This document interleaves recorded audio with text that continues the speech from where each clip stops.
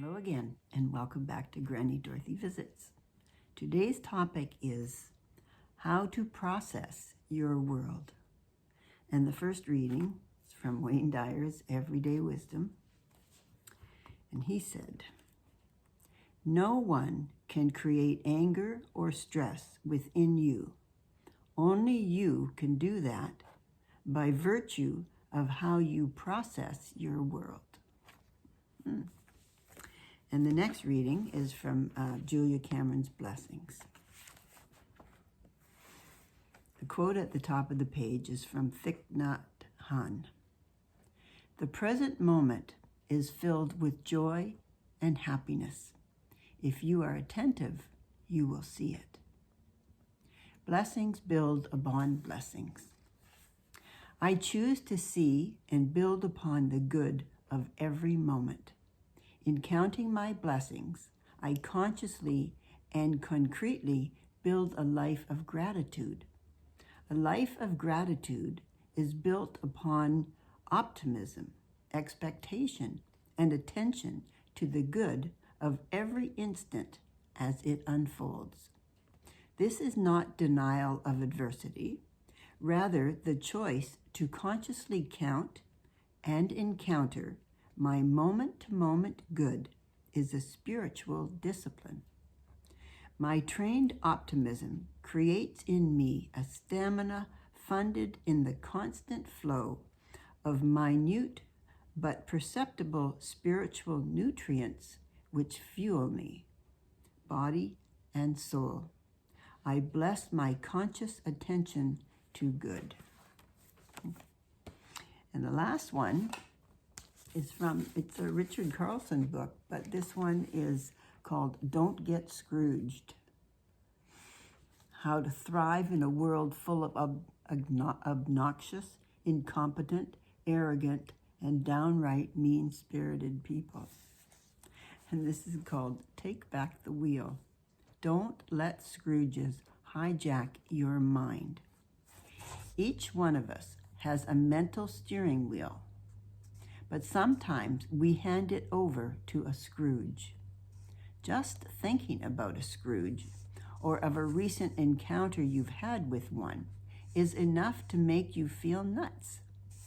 You could be walking your dog or sitting in a meeting, and suddenly you find your thoughts going off in a totally unwanted direction. The Scrooge has just wrested control of your mind. The secret, then, is to become more aware of your thoughts so that you can take back your drive time. Surprise yourself sometime and tune in to the many thoughts filling your mind at any given moment. In a way, it's wonderful that we can be having dinner with a friend and simultaneously add an item to our grocery list or plan what we'll do when we get home. But it's not so great to realize that thoughts that bring us down pop up as regularly as spam on email or telemarketers on the phone.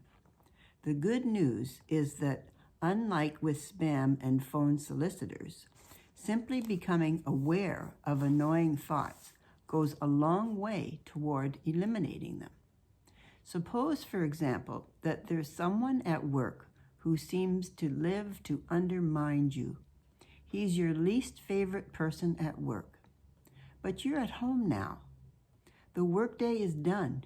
You're cozied up on your couch, and the only thing you have to do is have a pleasant evening with your family.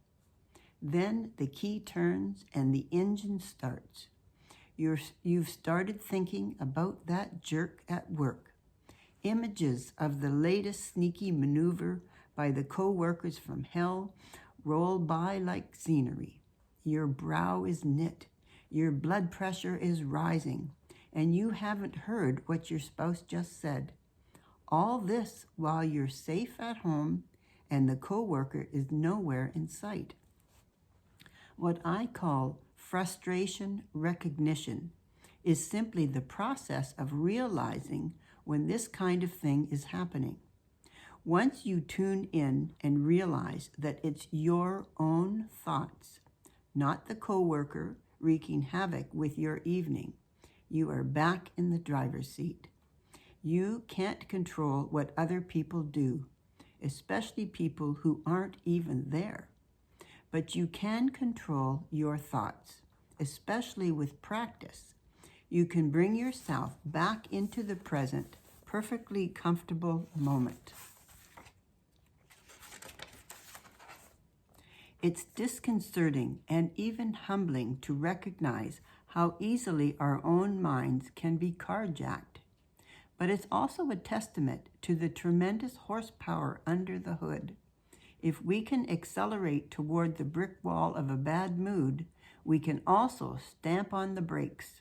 So take the wheel, downshift back into the moment, and let yourself enjoy the real-time scenery around you.